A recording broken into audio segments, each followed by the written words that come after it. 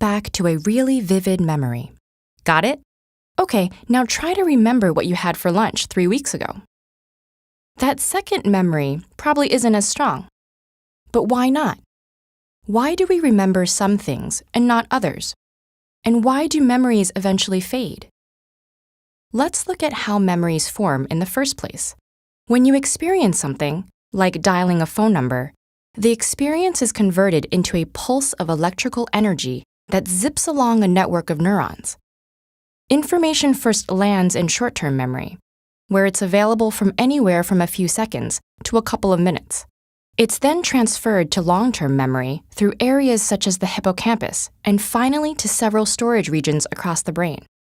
Neurons throughout the brain communicate at dedicated sites called synapses using specialized neurotransmitters.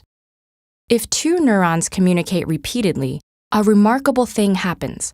The efficiency of communication between them increases.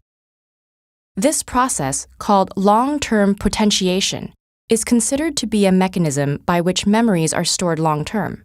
But how do some memories get lost? Age is one factor.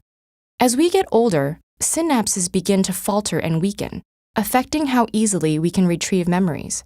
Scientists have several theories about what's behind this deterioration. From actual brain shrinkage, the hippocampus loses 5% of its neurons every decade, for a total loss of 20% by the time you're 80 years old, to the drop in the production of neurotransmitters like acetylcholine, which is vital to learning and memory. These changes seem to affect how people retrieve stored information. Age also affects our memory-making abilities. Memories are encoded most strongly when we're paying attention, when we're deeply engaged, and when information is meaningful to us. Mental and physical health problems, which tend to increase as we age, interfere with our ability to pay attention and thus act as memory thieves.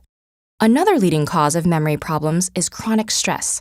When we're constantly overloaded with work and personal responsibilities, our bodies are on hyper-alert.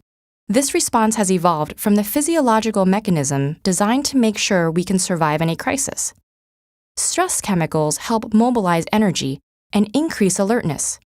However, with chronic stress, our bodies become flooded with these chemicals, resulting in a loss of brain cells and an inability to form new ones, which affects our ability to retain new information. Depression is another culprit. People who are depressed are 40% more likely to develop memory problems. Low levels of serotonin, a neurotransmitter connected to arousal, may make depressed individuals less attentive to new information. Dwelling on sad events in the past, another symptom of depression, makes it difficult to pay attention to the present, affecting the ability to store short-term memories. Isolation, which is tied to depression, is another memory thief. A study by the Harvard School of Public Health found that older people with high levels of social integration had a slower rate of memory decline over a 6-year period. The exact reason remains unclear, but experts suspect that social interaction gives our brain a mental workout. Just like muscle strength, we have to use our brain or risk losing it. But don't despair. There are several steps you can take to aid your brain in preserving your memories. Make sure you keep physically active. Increased blood flow to the brain is helpful. And eat well. Your brain needs all the right nutrients to keep functioning correctly. And finally, give your brain a workout.